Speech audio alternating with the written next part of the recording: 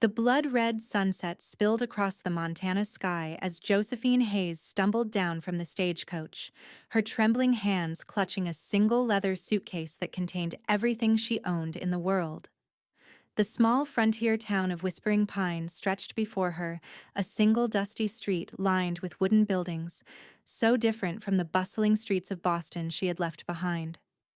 Her wedding night, only hours ago, had dissolved into tears and abandonment when her new husband revealed his true, cruel nature and vanished with her family's money, leaving her alone in this wilderness with nothing but a broken heart and shattered dreams. The year was 1876, and for a 20-year-old woman alone in the West, prospects were bleak. Josephine stood frozen, her elegant traveling dress already coated with a fine layer of dust, wondering where to turn when a deep voice broke through her thoughts. "Madam, you look lost. Can I help you find your way?" Josephine turned to find a tall man with sun-bronzed skin and eyes the color of a summer storm watching her with concern. Unlike the other men who loitered around the stagecoach station with hungry eyes, his gaze held only kindness. I don't know where to go," she admitted, her voice barely audible over the bustle of the station. "I was meant to stay with my husband, but he's gone." The man's expression darkened momentarily before he removed his hat, revealing dark hair that curled slightly at his temples. "The name's Kieran Dawson. I run the Double D ranch outside of town. Whatever trouble you're in, standing here won't solve it. There's a decent boarding house run by Mrs. Finley just down the way. Let me help you there before night falls completely." Josephine hesitated, years of proper Boston upbringing telling her not to trust a stranger, especially a rugged cowboy in this lawless territory. But something in his steady gaze made her nod in acceptance. "I'm Josephine Hayes," she said, omitting the married name she'd worn for less than a day. "Thank you for your kindness, Mr. Dawson." As they walked down the main street, Josephine couldn't stop the tears that slipped silently down her cheeks. Her new life, her hopes, everything had been stolen from her in a single night. Kieran noticed her tears but said nothing, merely slowed his pace to match hers and occasionally pointed out buildings as they passed the general store, the sheriff's office, the saloon he recommended she avoid. His quiet dignity gave her time to compose herself before they reached a 2-story wooden building with neat curtains in the windows. "Mrs. Finley is stern, but fair," he said as they climbed the steps. "She doesn't tolerate any foolishness, but she'll treat you right." The elderly proprietress answered Kieran's knock, her sharp eyes taking in Josephine's fine clothes and tear-stained face with a single glance. "Another one?" she asked Kieran. "Mrs. Finley, this is Miss Hayes. She needs a room for a while." The woman's expression softened slightly. "I've got one room left. It's small, but it's clean." "I don't," Josephine began, suddenly realizing she had very little money. Her husband had taken almost everything, leaving her with just a few dollars sewn into the hem of her dress for emergencies. Kieran seemed to sense her dilemma. "Put it on my account for now," he told Mrs. Finley, "just until Miss Hayes gets situated." Josephine's pride flared. "I cannot accept charity, Mr. Dawson." He studied her for a moment, then nodded. "It's not charity. It's a loan. Whispering Pines needs a schoolteacher. I heard our last one left for Denver last month. You look educated. Can you teach?" Yes. I trained as a teacher before I married." "Then you can repay me once you're established." He placed her suitcase inside the door. "Get some rest, Miss Hayes. Tomorrow's soon enough to face your troubles." As he turned to leave, Josephine found herself reaching for his sleeve. "Why are you helping me?" Kieran Dawson looked down at her hand, then met her eyes with a steady gaze. "Because out here, we all need help sometimes. My father taught me that a man's measure is how he treats those who can offer him nothing in return." He replaced his hat and stepped back. "I'll come by tomorrow to see how you're settling in." After he left, Mrs. Finley showed Josephine to a small but clean room with a narrow bed, a washstand, and a window that looked out over the back garden. "That Kieran Dawson's a good man," the older woman said, as she placed a towel and a pitcher of water on the stand. "Not like some in these parts. His ranch is the most prosperous for 50 miles, and he's fair with his men." "He's very kind," Josephine murmured, sinking onto the bed as exhaustion washed over her. "Kind, yes, but don't mistake kindness for weakness. He's had his share of trouble." Mrs. Finley paused at the door. "Supper's over, but I can bring you up some bread and cold chicken if you're hungry." "Just the bread, please. I don't think I could eat much more." After Mrs. Finley left, Josephine finally allowed herself to break down completely, sobbing into the thin pillow as the reality of her situation crashed over her. Harold Jenkins had courted her in Boston, charming her parents with his tales of opportunity in the West and promises of a good life. Their whirlwind courtship had culminated in a hasty wedding, followed immediately by the journey west. But last night, in a hotel room in the last town before Whispering Pines, he had shown his true nature, demanding her family's investment money, striking her when she hesitated, and then disappearing with everything while she slept fitfully. She had continued to Whispering Pines because she had nowhere else to go, her ticket already purchased, her family back east believing her happily married. Now she was alone, betrayed, and frightened, in a town where she knew no one except a cowboy with kind eyes who had offered help she wasn't sure she could trust. When Mrs. Finley returned with bread and a cup of tea, Josephine had composed herself enough to eat a few bites and thank the woman. "There's water for washing," Mrs. Finley said. "Breakfast is at 7. Get some sleep, child. Things often look brighter in the morning." But as Josephine lay in the unfamiliar bed that night, listening to the strange sounds of a frontier town settling into darkness, she wondered if anything would ever look bright again. Morning came with a clarity that only a night of tears can bring. Josephine washed her face in the cold water, dressed in her simplest day dress, and pinned her rich brown hair into a modest bun. She had decisions to make, and wallowing in misery wouldn't help. If she was to survive here, she needed work. And Kieran Dawson's suggestion of teaching seemed the most logical path. After a breakfast of cornbread and strong coffee in Mrs. Finley's dining room, shared with two traveling salesmen who barely acknowledged her presence, Josephine gathered her courage and asked the landlady for directions to the town council. "Mayor Hollister handles school matters," Mrs. Finley said, wiping her hands on her apron. "His office is above the bank. But I'd wait if I were you. Kieran Dawson said he'd be by, and his word carries weight with Hollister." As if summoned by her words, a knock came at the front door. Mrs. Finley opened it to reveal Kieran, his tall frame filling the doorway. He'd traded yesterday's dusty trail clothes for a clean shirt and vest, though he still wore the practical clothing of a working rancher rather than a town gentleman. "Miss Hayes," he greeted her with a slight nod. "I hope you slept well." "As well as could be expected," she replied honestly. "Mr. Dawson, I was just about to inquire about the teaching position you mentioned." "Good. I took the liberty of speaking to Mayor Hollister this morning. He's eager to meet you." Kieran hesitated. "But before we go, I think we should speak privately for a moment."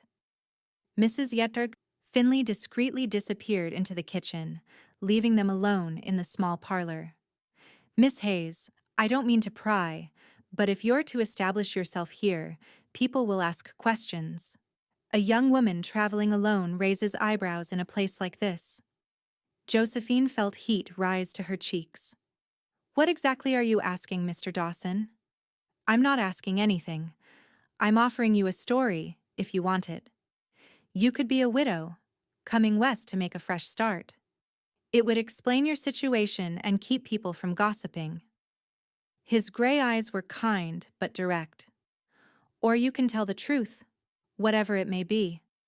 This town has good people, but like anywhere, Some are kinder than others. Josephine considered his words. The truth was humiliating that she had been naive enough to be taken in by a confidence man, that she had married in haste only to be abandoned. A widow would indeed face less scrutiny and perhaps more sympathy. "I appreciate your suggestion," she said carefully, "but I prefer not to begin my life here with a lie, however convenient. If people ask, I will simply say that my circumstances have changed, and I am seeking employment as a teacher. The details are my own." Something like respect flickered in his eyes. "Fair enough. Shall we see the mayor?" Then, Mayor Hollister proved to be a portly man with ambitious plans for Whispering Pines. The discovery that Josephine had been educated at one of Boston's finest female academies delighted him. "A proper Eastern education is exactly what our children need," he declared, peering at her over wire-rimmed spectacles. "We have about 30 children of school age in town and from the surrounding farms. The schoolhouse isn't much, but we added a new stove last winter.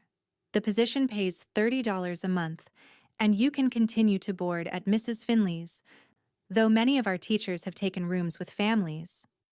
"When would you like me to begin?" Josephine asked, hope rising within her for the first time since her disastrous wedding night. "Monday next would be ideal. That gives you a few days to settle in and prepare." The mayor shuffled some papers. "Of course, we'll need references." "Miss Hayes comes highly recommended," Kieran interrupted smoothly. "I've seen her credentials myself." The mayor glanced between them, clearly curious about their relationship but too polite to ask directly. "Well, if you vouch for her, Kieran, that's good enough for me.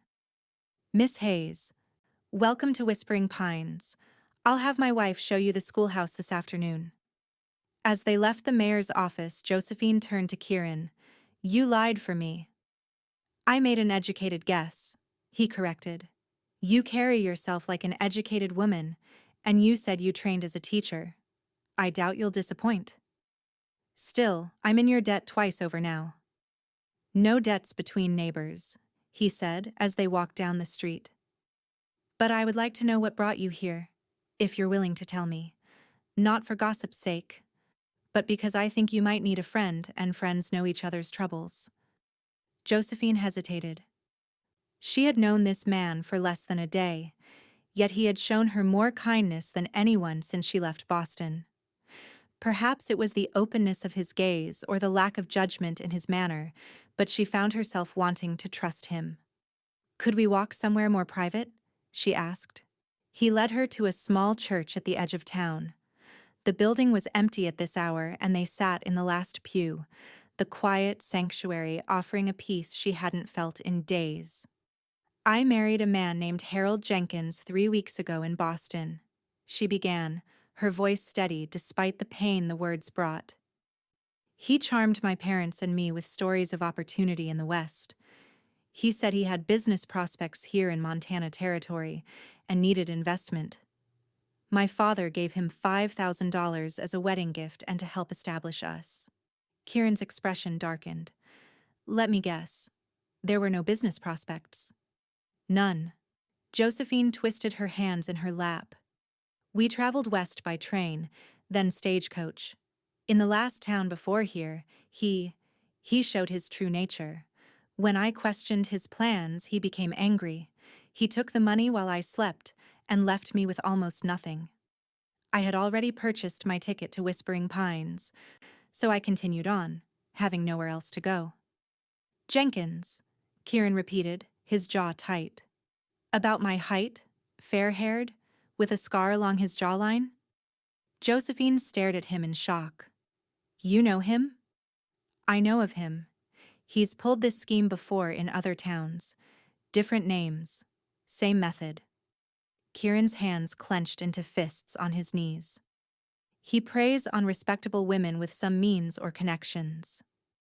Oh, the knowledge that she wasn't his first victim somehow made it both better and worse.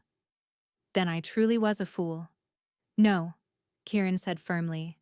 "You were targeted by a practiced criminal. There's a difference." He hesitated. I should tell you that the sheriff has been looking for him. If you're willing to make a statement, it might help catch him before he hurts someone else. The thought of publicly admitting her humiliation made Josephine cringe, but the idea that another woman might suffer as she had was worse. I will speak to the sheriff, but I would prefer to establish myself as the school teacher first, if possible. Of course. Kieran stood. I'll introduce you to Sheriff Taylor next week. For now, let's get you settled. Have you eaten lunch? The hotel dining room serves a decent meal. Over a simple lunch of beef stew and cornbread, Kieran told her about Whispering Pines and its inhabitants. The town had grown from a mining camp to a small but thriving community that served the surrounding ranches and farms. Kieran's own ranch, the Double D, was named for his father's initials and lay 10 miles outside town. My father came west from Pennsylvania after the war, he explained. Started with 20 acres and 6 cows. By the time he died 5 years ago, we had 2,000 acres and 500 head of cattle. I've added another 1,000 acres since. You've accomplished a great deal for someone so young, Josephine observed. Kieran couldn't be more than 30. She guessed. I'm 28, and I had a good teacher in my father. He smiled, and the expression transformed his serious face, revealing a dimple in his left cheek. What about your family? Will they worry when they don't hear from you? My mother died when I was 16. My father remarried 2 years ago. They were pleased with my marriage. It solved the problem of what to do with me. She tried to keep the bitterness from her voice, but failed. And now? Will you write to them about what happened? Josephine shook her head. Not yet. My father would insist I return home, and I cannot face their disappointment and pity. Perhaps when I am more established, I will tell them the truth. Kieran studied her for a long moment.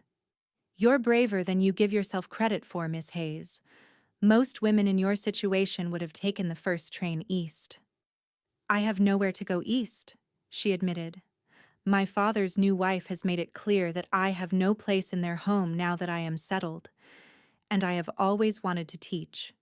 Perhaps this is my opportunity, despite the circumstances. After lunch, Kieran accompanied her to meet Mrs. Hollister, who showed her the small schoolhouse with its rows of rough-hewn benches and desks, the teacher's desk on a raised platform, and shelves of well-worn books. It's not much compared to your Boston schools, I expect, Mrs. Hollister said apologetically. It's perfect, Josephine replied, and meant it. The simple room represented something she had wanted, but never expected to have independence and purpose. Over the next few days, Josephine threw herself into preparing for her new role. She reviewed the books available, planned lessons, and met some of the children who would be her students. Kieran checked on her daily, sometimes bringing small gifts, a slate pencil she had mentioned needing, fresh apples from a farmer outside town, a book of poetry he thought she might enjoy. On Sunday, he escorted her to church, where she was introduced to most of the town's residents. Some were openly curious about her relationship with the rancher, but Kieran's presence beside her silenced most gossip before it began. After the service, as they walked back toward Mrs. Finley's, Josephine finally asked the question that had been on her mind. Why are you being so kind to me, Mr. Dawson? And please don't say it's what neighbors do. You've gone well beyond neighborly duty. Kieran was silent for several steps. I had a sister, he said finally. Emily. She was 18 when a man passing through town took an interest in her. My father and I were suspicious, but Emily was headstrong. She ran off with him against our wishes. His voice tightened. 6 months later, she returned alone, expecting a child and broken in spirit. The man had abandoned her in Denver after taking everything she had. I'm so sorry, Josephine whispered. Emily died in childbirth, along with the baby. That was 3 years ago. Kieran looked straight ahead as he spoke. When I saw you step down from that stagecoach, looking lost and trying so hard not to cry, I thought of her. I couldn't help her, but perhaps I could help you. Josephine felt tears well in her eyes. Thank you for telling me, and for everything you've done. You don't need to thank me. You're making your own way admirably. He paused at Mrs. Finley's gate. I'll come by tomorrow afternoon to see how your first day of teaching goes. That night, as Josephine prepared for her first day as Whispering Pines' schoolteacher, she reflected on how much had changed in just 1 week. From the depths of despair, she had found purpose, and perhaps the beginnings of friendship. She still carried the hurt of Harold's betrayal, but it was no longer the crushing weight it had been. Monday dawned clear and cool. Josephine dressed in her most practical dress, a navy blue cotton with white collar and cuffs, and arrived at the schoolhouse an hour before her students were due. She arranged her desk, wrote the day's lessons on the blackboard, and tried to calm her racing heart. The children began arriving in twos and threes, some from town walking on their own, others dropped off by parents in wagons or on horseback. By 8 o'clock, 27 students ranging in age from 6 to 16 filled the benches, watching her with expressions varying from curiosity to boredom to outright mischief. Good morning, she said, her voice stronger than she felt. I am Miss Hayes, your new teacher. We have much to learn together this year. The morning passed in a blur of introductions, assessments, and establishing rules. Josephine quickly identified the troublemakers, 2 boys of about 14, who clearly resented being in school, and the eager learners, including a bright-eyed girl of 10 who answered every question almost before Josephine finished asking it. By lunchtime, she had a pounding headache and a deeper respect for every teacher she'd ever had. The children scattered outside to eat lunches packed in pails and cloth sacks, leaving her a moment of peace to collect herself. The afternoon went more smoothly as she divided the children into groups based on their abilities and set them to different tasks. When the final bell rang at 4 o'clock, she was exhausted but exhilarated. She had done it her first day as a real teacher. As the last child left, Josephine sank into her chair and closed her eyes. The sound of boots on the wooden floor made her look up to find Kieran standing in the doorway, a smile playing at the corners of his mouth. Surviving? He asked. Barely, she admitted with a laugh. I had no idea teaching would be so overwhelming. It gets easier, or so Mrs. Finley tells me. She taught here for 20 years before retiring. He set a small package on her desk. I brought you something to celebrate your first day. Inside the brown paper was a beautiful fountain pen and a small bottle of ink. It's lovely, she said, genuinely touched. But you must stop bringing me gifts, Mr. Dawson. People will talk. Let them, he said with a shrug. I enjoy bringing you things that make you smile. His gaze was warm, and for a moment Josephine felt something stir within her that she hadn't expected to feel again, so soon attraction, and the dangerous beginnings of affection. She looked away first. I should clean up before heading back to Mrs. Finley's. I'll help, he offered, and together they straightened the room, working in comfortable silence. As October turned to November, Josephine settled into life in Whispering Pines. Her days were filled with teaching, and her evenings with grading papers and preparing lessons. Kieran remained a constant presence, stopping by the schoolhouse several times a week and often escorting her to Sunday services or community gatherings. She had given her statement to Sheriff Taylor about Harold Jenkins, learning in the process that he was wanted in 2 other territories for similar crimes. The sheriff promised to alert her if he was apprehended, but warned that men like Jenkins often disappeared into the vastness of the West, emerging elsewhere with new identities. As the weather turned colder, Josephine faced a new challenge. Her Boston clothing, while fine, was ill-suited to the harsh Montana winter. She had been carefully saving from her teacher's salary, but new winter boots and a proper coat would consume most of her meager savings. The solution came unexpectedly one evening when Mrs. Finley knocked on her door. Miss Hayes, there's a package for you downstairs. The large parcel contained a beautiful wool coat lined with rabbit fur, sturdy leather boots, woolen stockings, gloves, and a knitted scarf and hat. A note written in a firm hand read simply, "To keep you warm, KD." "Oh my," Mrs. Finley said, eyeing the gifts. "That's mighty generous." "Too generous," Josephine agreed, her fingers tracing the fine stitching on the coat. "I cannot accept this." "Why ever not? The man clearly cares for you." "That's precisely why. These gifts, they create an obligation I'm not sure I can fulfill." Mrs. Finley's expression softened. "Child, Kieran Dawson is not the type of man to expect anything in return for his kindness. But if it troubles you, speak to him about it." The opportunity came the next day when Kieran arrived at the schoolhouse after classes ended. Snow was falling gently, dusting his broad shoulders and hat as he entered. "You're not wearing your new coat," he observed, frowning. "Mr. Dawson, while I appreciate your thoughtfulness, I cannot accept such expensive gifts," Josephine said firmly. The pen was one thing, but a fur-lined coat and boots. "It's too much." "It's practical," he countered. "Montana winters are nothing like Boston's. You need proper clothing." "I can purchase my own clothing with my salary." "At the expense of eating, perhaps?" He sighed at her stubborn expression. "Miss Hayes, Josephine, I'm not trying to buy your affection or create an obligation. I simply want to ensure you don't freeze before spring." The use of her given name startled her. In the 2 months they had known each other, they had maintained the formality of Miss Hayes and Mr. Dawson, despite their growing friendship. "Kieran," she said hesitantly, testing the sound of his name on her lips.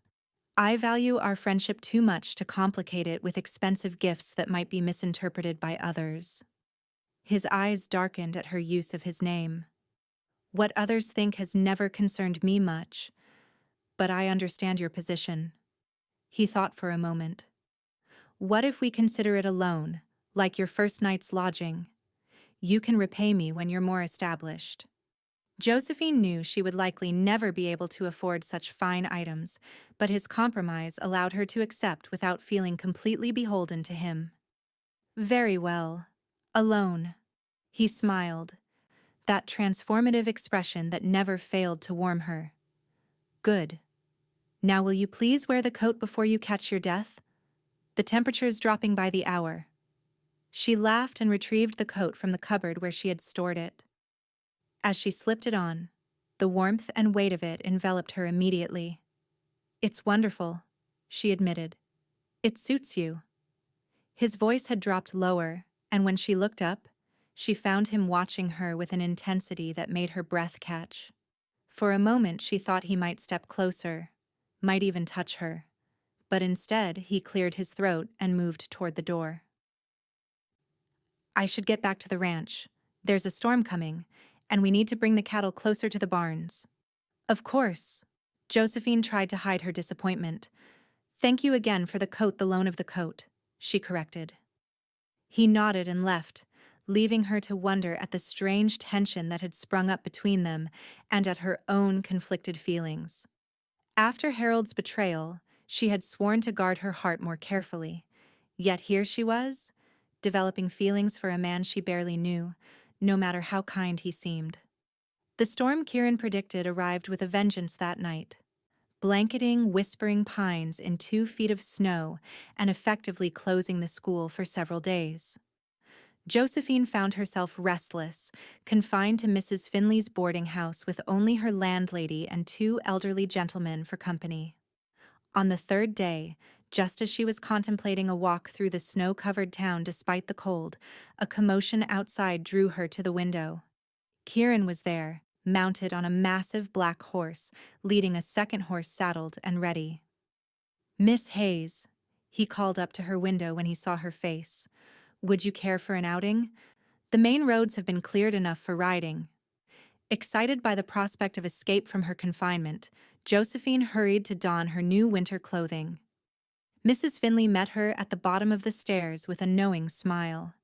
"Be back before dark." was all she said, as Josephine rushed outside. Kieran helped her mount the second horse, a gentle mare with a cream-colored coat. "This is Daisy," he told her. "She's steady and calm. Good for beginners." "What makes you think I'm a beginner?" Josephine asked, adjusting her skirts over the side saddle. He raised an eyebrow. "Are Boston ladies known for their horsemanship?" This particular Boston lady had an uncle with a country estate. She informed him with a smile. "I've been riding since I was 7. "My apologies for the assumption," he said, looking pleased rather than contrite. "In that case, shall we?" He urged his horse forward, and Josephine followed, relieved to find that her skills hadn't completely abandoned her despite years without practice. They rode through town and out along a road that had been partially cleared by sleds and wagons. The world was transformed into a glistening white landscape, trees bowed under the weight of snow, the sky a brilliant blue above them. "It's beautiful," Josephine breathed, taking in the vastness of the Montana countryside spread before them. "So different from New England." "It gets under your skin," Kieran agreed. "I've never wanted to live anywhere else, especially in winter when everything is clean and new like this." They rode for nearly an hour, Kieran pointing out landmarks hidden under snow and telling her stories about the area's early settlers. Finally, they stopped at a small frozen creek, dismounting to stretch their legs. "Thank you for rescuing me from boredom," Josephine said as they stood side by side, watching the winter sun glint off the ice. "Mrs. Finley is a dear woman, but 3 days of her stories about her late husband's rheumatism was becoming rather trying." Kieran laughed, the sound rich and warm in the cold air. "I thought you might need saving. Besides, I wanted to see you." The simple admission hung between them, more intimate somehow than any formal declaration might have been. "I wanted to see you too," she confessed, surprising herself with her honesty. He turned to face her fully, his gray eyes serious. "Josephine, I need to tell you something. I've tried to keep my distance, to give you time after what happened with Jenkins, but I find myself thinking about you constantly." Her heart began to race. "Kieran, please let me finish. I'm not a man given to flowery speeches or grand gestures. I'm a rancher. I deal in practicalities.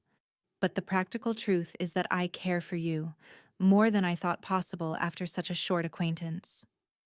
Josephine felt a mixture of joy and fear wash over her. "I care for you too," she whispered. "But I'm afraid. My judgment has proven faulty once already." "Your judgment was manipulated by a practiced deceiver," he corrected gently. "And I'm not asking for anything right now except permission to court you properly, openly. No more pretending we're just friends. No more worrying about what the town gossips might say." "Court me?" The old-fashioned term made her smile despite her anxiety. "Yes, court you, call on you, take you to dinner and socials, bring you flowers if you'll let me, though I draw the line at writing poetry." His own smile appeared, warming her despite the cold air around them. "I would like that," she said softly. "But slowly, please. I'm still healing." "As slowly as you need." He reached out and took her gloved hand in his. "I'm a patient man, Josephine Hayes." The touch of his hand, even through layers of wool and leather, sent warmth spiraling through her. For the first time since her disastrous wedding night, Josephine felt something like hope blossoming in her heart, not just for survival, but for happiness. The ride back to town was filled with a new awareness between them. Kieran told her more about himself, his hopes for expanding the ranch, his love of reading that few in town knew about, his dream of someday building a proper house to replace the cabin his father had built. In turn, Josephine shared stories of her childhood in Boston, her early desire to teach, despite her parents' ambitions for her to make a good marriage, and her love of music. "I miss having a piano," she admitted. "We had a beautiful Steinway in our home in Boston. I used to play for hours." The church has a small organ, Kieran said. Perhaps Reverend Phillips would let you practice there. Perhaps, though an organ is quite different from a piano. Someday, you'll have a piano again, he promised, and something in his tone made her believe him. When they reached Mrs. Finley's, Kieran helped her dismount, his hands lingering at her waist a moment longer than necessary. "May I call on you tomorrow evening?" he asked. "Properly, in the parlor, with Mrs. Finley's suspicious gaze upon us?" Josephine laughed. "Yes, you may, though I warn you, she'll likely ply you with her inedible shortbread and endless questions. A price I'm willing to pay." He lifted her hand and pressed a kiss to her knuckles, the gesture gentlemanly yet intimate. "Until tomorrow, then." Josephine floated through the rest of the day in a happy daze, prompting knowing looks from Mrs. Finley. That night, she slept better than she had in months, her dreams peaceful rather than haunted by Harold's betrayal. The following day, school resumed, and Josephine found herself watching the clock with uncharacteristic impatience as she taught. When the final bell rang, she hurried the children out and practically ran back to Mrs. Finley's to prepare for Kieran's visit.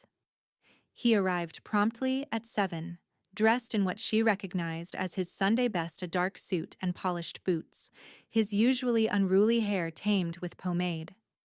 He presented her with a small bouquet of hothouse flowers that must have cost a small fortune to obtain in Montana in December. "They're lovely," she said, burying her nose in the blooms. "Thank you." Mrs. Finley ushered them into the parlor where, as Josephine had predicted, she served rock-hard shortbread and subjected Kieran to a thorough interrogation about his intentions. To his credit, he answered with patience and good humor. "My intentions are honorable, Mrs. Finley," he assured the older woman. "I wish to court Miss Hayes with the hope that she might someday consider a more permanent arrangement, but only when she's ready." Mrs. Finley sniffed. "See that you remember that. The girl's been through enough." With that pronouncement, she left them alone, though Josephine noticed she left the parlor door conspicuously open. "I apologize for the inquisition," Josephine said once they were relatively private. "Don't. It's good that she cares for your well-being." Kieran leaned forward in his chair. "Besides, everything I said was true. I do hope that someday you'll consider a more permanent arrangement. But I meant what I said about patience."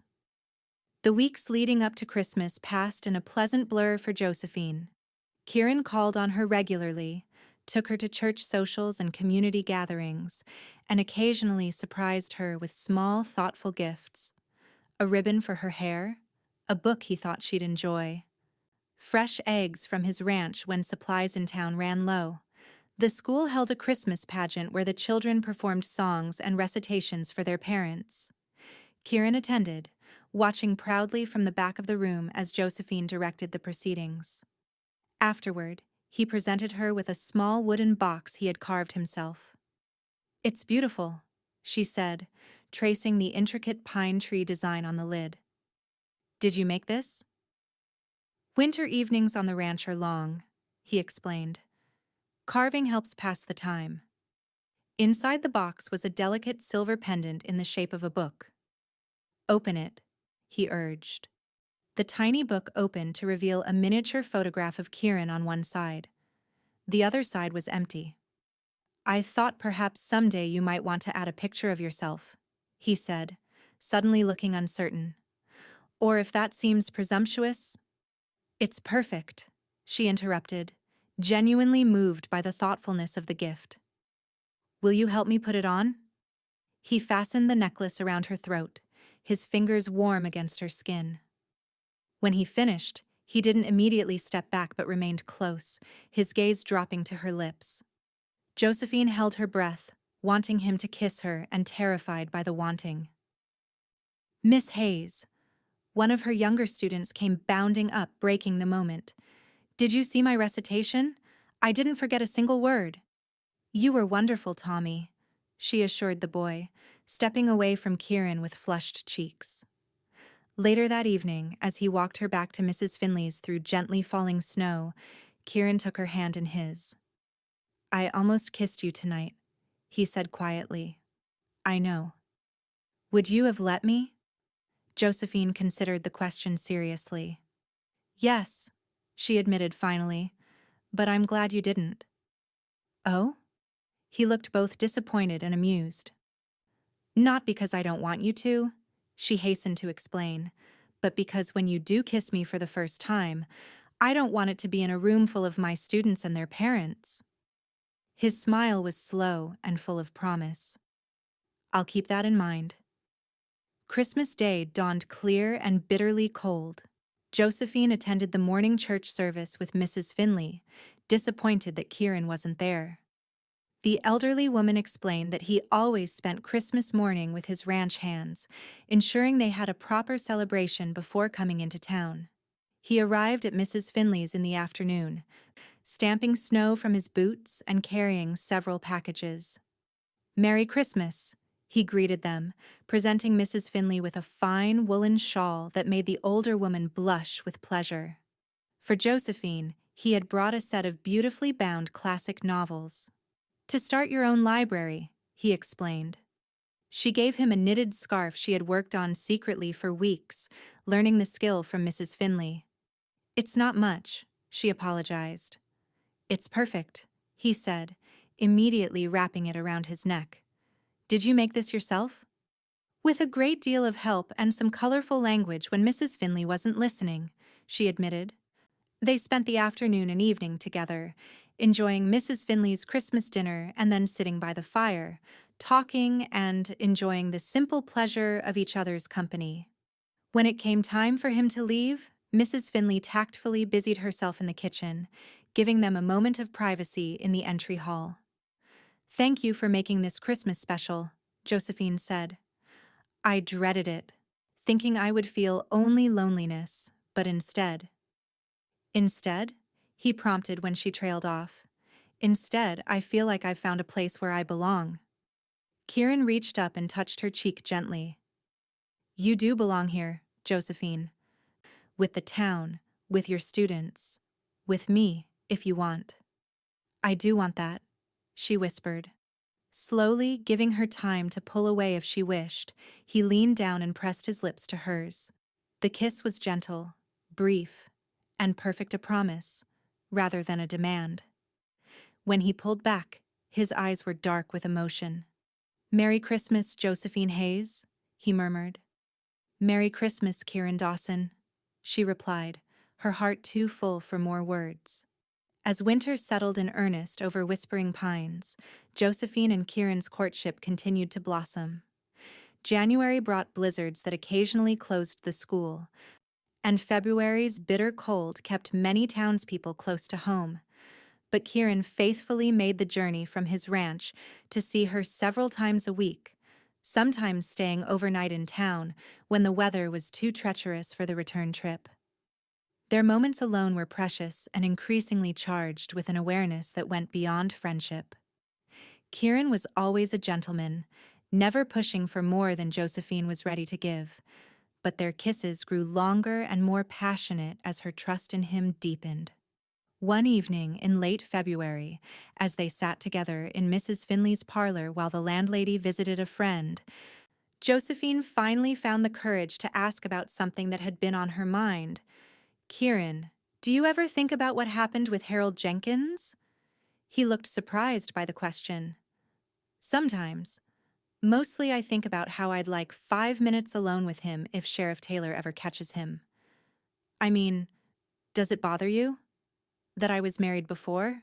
However briefly? Understanding dawned in his eyes. Is that what's been worrying you? That I might think less of you because of what he did? Maybe. I know it's foolish, but it is foolish, he interrupted gently. Josephine, you were victimized by a predator. That doesn't diminish you in my eyes or anyone else's. If anything, I admire how you've rebuilt your life afterward. But I was so naive, so easily deceived. You were trusting, which is not the same as naive, and you've learned from the experience without becoming bitter or closed off. He took her hands in his.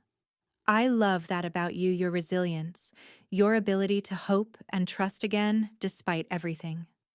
It was the first time he had used the word love in relation to her, and though it wasn't a direct declaration, it made her heart race. You make it easy to trust again, she admitted. Good. He kissed her then, slowly and thoroughly, his arms drawing her closer until she was nearly in his lap. When they finally broke apart, both breathing heavily, he rested his forehead against hers. I should go before Mrs. Finley returns and bans me from her house. Josephine laughed, though the sound was shaky. Yes, you probably should. At the door, he paused. I'm riding to Helena next week on business. Would you like me to post a letter to your family while I'm there? It might be time to let them know you're safe and well. She had been considering this for some time. Yes, I think so. I'll have it ready before you leave. The letter took her several attempts to write. How did one explain everything that had happened without causing alarm or pity? In the end, she decided on a version of the truth that emphasized her current happiness rather than past troubles. Dear Father and Louisa, I hope this letter finds you both well. I apologize for my long silence, which I know must have caused you concern. My journey west did not unfold as expected. Harold Jenkins proved to be not the man he presented himself to be, and our marriage was brief and unhappy. However, this cloud has had a silver lining, as I have found a new life in the frontier town of Whispering Pines, Montana Territory. I am now the town's schoolteacher, a position I have held since October. I find the work challenging but deeply satisfying. The children here are eager to learn, though often practical concerns of ranch and farm life take precedence over their studies. I have also found friendship and, I believe, the beginnings of real love with a man named Kieran Dawson. He owns a cattle ranch outside town and is respected by all who know him. He has shown me nothing but kindness and patience as I have rebuilt my life here. Please do not worry about me. I am safe, employed and happier than I have been in a long time. I hope someday you might visit and see for yourselves the beauty of Montana and the life I am creating here. Your loving daughter, Josephine Kieran, returned from Helena a week later with supplies for his ranch, news of the wider world, and a surprising announcement. The railroad's coming through, he told Josephine as they walked along the main street of Whispering Pines. They've finalized the route and it will pass just 5 miles north of town. Construction starts in the spring. That will change everything, Josephine mused, thinking of the isolated little community suddenly connected to the rest of the country. For the better, mostly. Easier to ship cattle, bring in supplies. The town will grow. He glanced at her. Mayor Hollister is already talking about building a proper school building to replace the current one. 2 rooms, possibly even 3 eventually. That would be wonderful, she said, genuinely excited by the prospect. We're so crowded now, and the older students especially need more advanced materials. There's something else. Kieran stopped walking and turned to face her. Sheriff Taylor received a telegram while I was in Helena. They caught Jenkins in Idaho. He tried the same scheme with a banker's daughter, but her brother recognized him from wanted posters. Josephine felt a strange mixture of relief and anxiety. What happens now?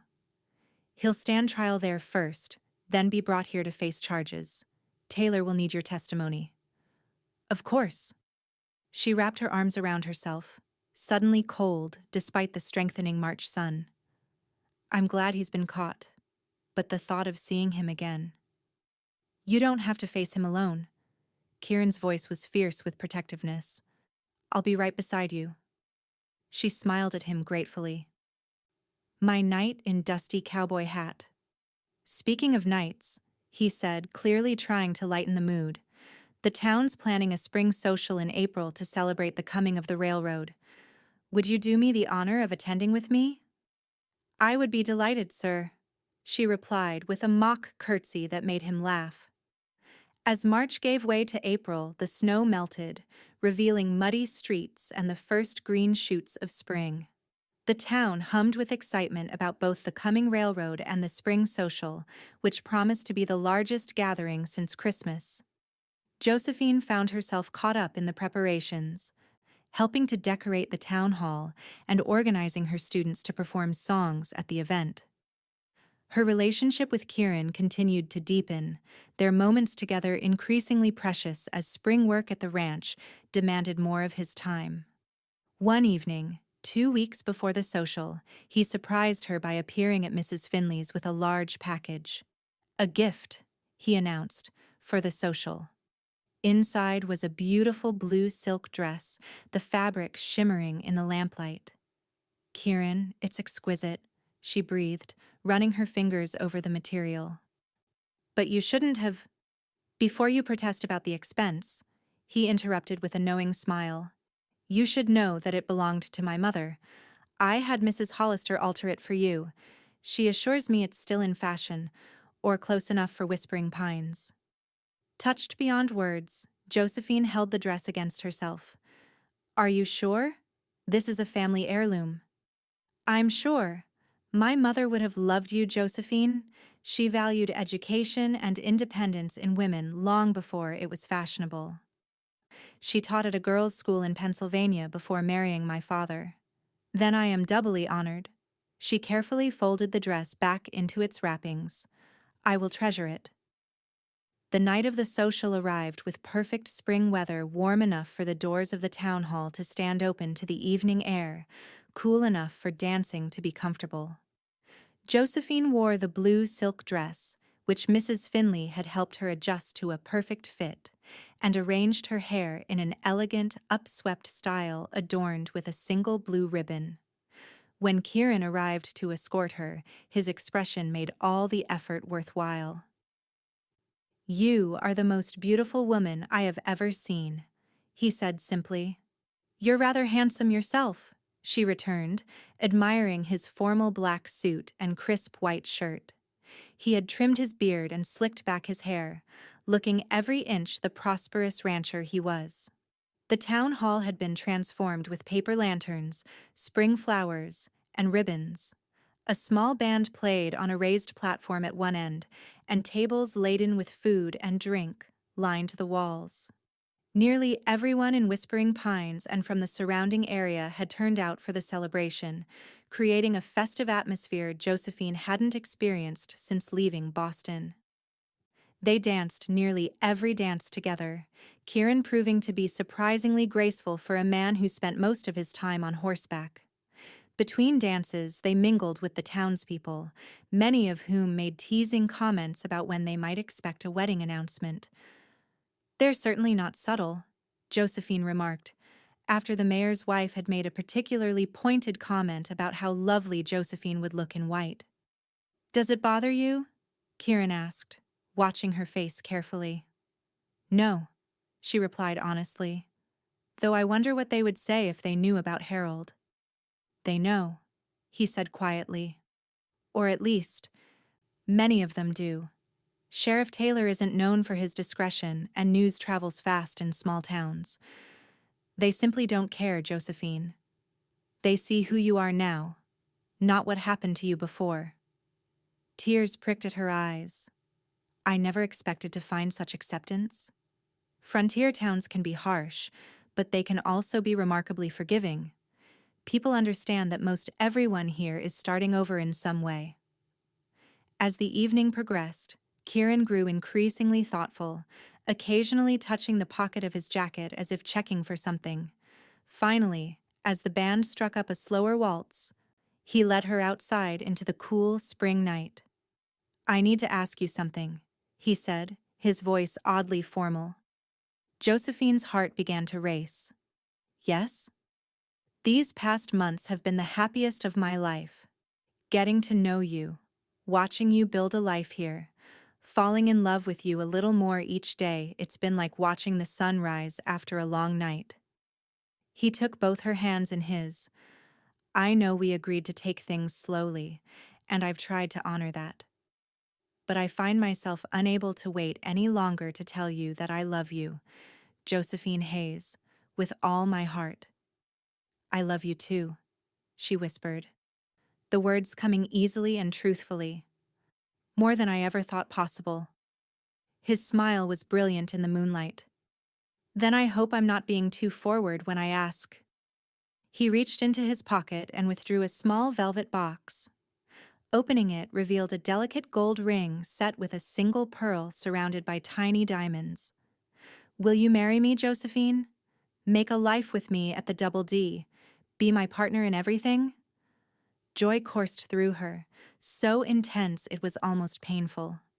Yet beneath it lurked a shadow of fear, the memory of another proposal, another man's promises. Kieran seemed to read her thoughts. I know you have reason to hesitate, to question if you can trust your heart again. I can only promise that I will spend every day of our life together proving worthy of your trust. I'll teach you love slowly and kindly, Josephine, at whatever pace you need. The tenderness in his words washed away the last of her doubts. Yes, she said firmly.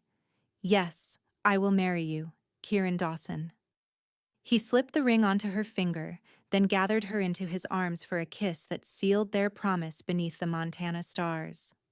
Their engagement was announced to general delight at the end of the social, with toasts and congratulations from the entire town.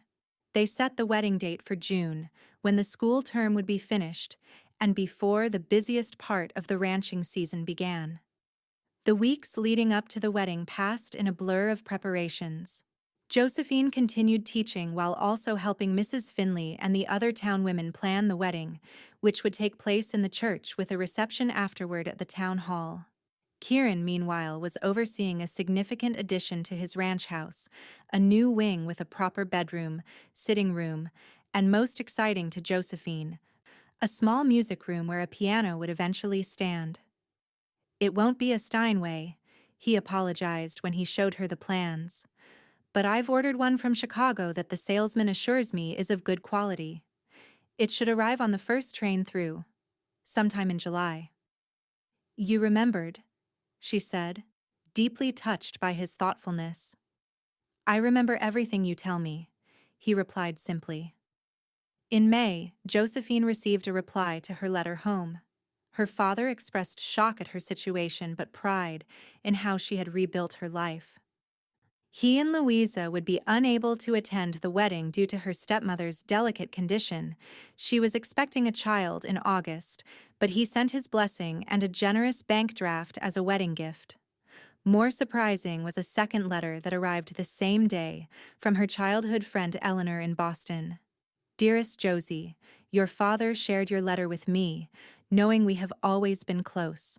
I cannot express how relieved I am to hear you are safe and well after the terrible deception you suffered. I write with news that may bring you some closure. Harold Jenkins, who we now know was using an assumed name, has become somewhat infamous in Boston society.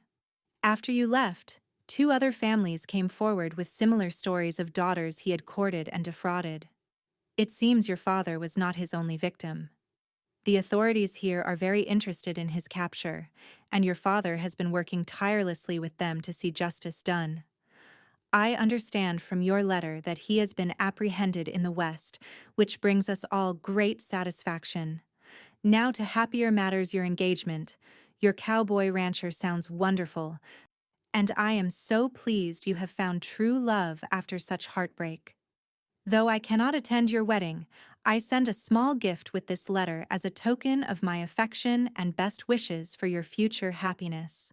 Your devoted friend, Eleanor.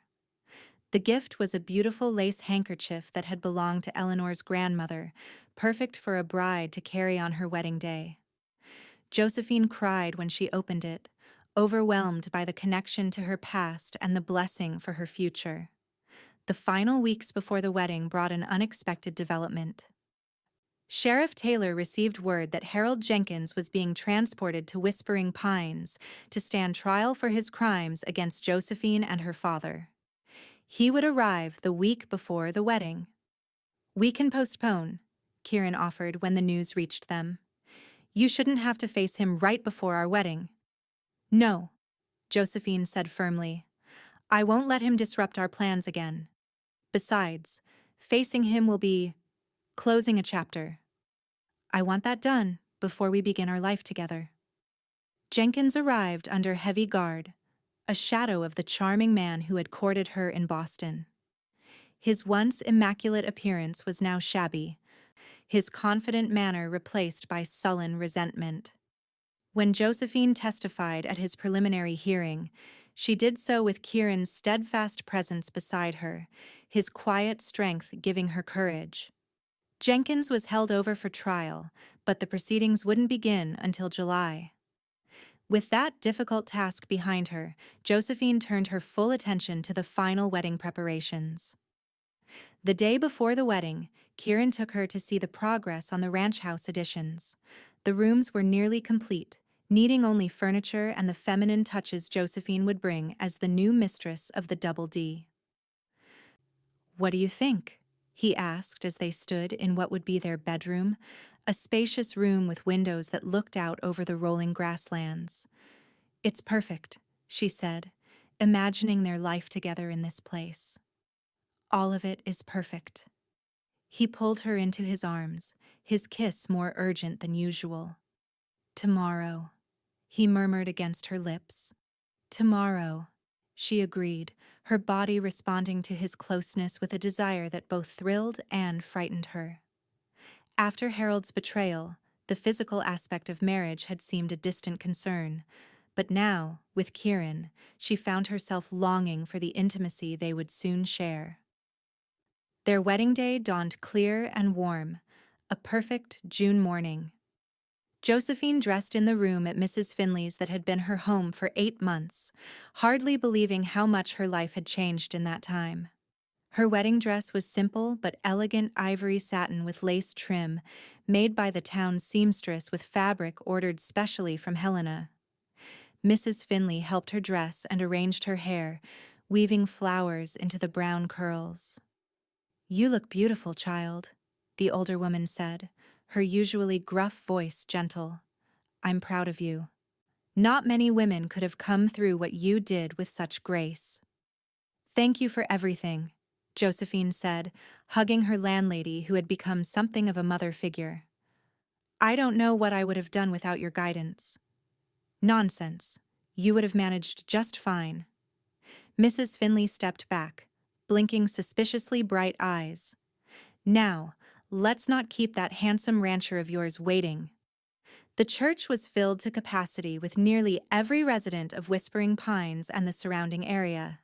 As Josephine walked down the aisle alone, her gaze fixed on Kieran waiting for her at the altar, she felt none of the doubt or fear that had plagued her first wedding. This time, she knew exactly who she was marrying, a good, honorable man who had proven his love in 1,000 ways, large and small. Their vows were simple and heartfelt. When Reverend Phillips pronounced them husband and wife, Kieran's kiss was tender, but held a promise of passion to come that made Josephine blush. The reception lasted well into the evening, with dancing, feasting, and countless toasts to the new couple. As the celebration wound down, they slipped away to begin the journey to the ranch, their home now, together. Kieran had prepared the house with care, lighting lamps to welcome them and having his housekeeper leave a cold supper in case they were hungry. But food was the last thing on either of their minds as they stood in the doorway of their new bedroom, suddenly shy with each other despite months of courtship. "Are you nervous?" he asked gently, reading her expression. "A little," she admitted. "My experience, before, was not pleasant." His expression darkened briefly at the reminder of what she had endured. "Josephine, we don't have to rush anything. We have our whole lives ahead of us." "I don't want to wait," she said honestly. "I want to be your wife in every way. I just might need some patience." "Your first night was taken by tears," he said, drawing her into his arms. "Let me teach you love, slowly and kindly, the way it should be." His kiss was gentle at first, gradually deepening as she responded to him. With infinite care, he helped her undress, his reverent touch healing the memory of rougher hands. When they finally came together as husband and wife, it was with tenderness and passion that brought tears to her eyes, not of pain or fear, but of joy and completion. Afterward, as they lay tangled together in the moonlight streaming through the window, Kieran traced patterns on her bare shoulder. "Happy?" he murmured. "Perfectly," she replied, snuggling closer. "I never imagined I could feel this way." "This is just the beginning," he promised. "Every day with you is a gift I'll never take for granted." As summer turned to fall and then to winter, Josephine settled into her new life as Mrs. Kieran Dawson. She continued teaching at the school, riding to town each morning and returning to the ranch in the afternoon. The promised piano arrived in July, and she spent many evening hours playing for Kieran as he sat nearby, sometimes reading, sometimes just watching her with a look of contentment that warmed her from within. In December, just before Christmas, she shared news that brought him even greater joy. They were expecting a child in the summer. His reaction dropping to his knees before her, pressing his ear to her still flat stomach, as if he might hear the tiny life within, was something she would treasure always. "I love you," he whispered, looking up at her with eyes bright with emotion. "Both of you." "And we love you," she replied, running her fingers through his hair. "More than words can say." As they prepared for bed that night, Josephine caught sight of their reflection in the bedroom mirror, his tall form behind her. His hands resting protectively on her waist, her face glowing with happiness. From devastation to joy, abandonment to belonging, tears to laughter. Her journey had been difficult, but had led her exactly where she was meant to be. In the arms of a man who had taught her to love again, slowly and kindly, building a life together in the vast beauty of the Montana wilderness.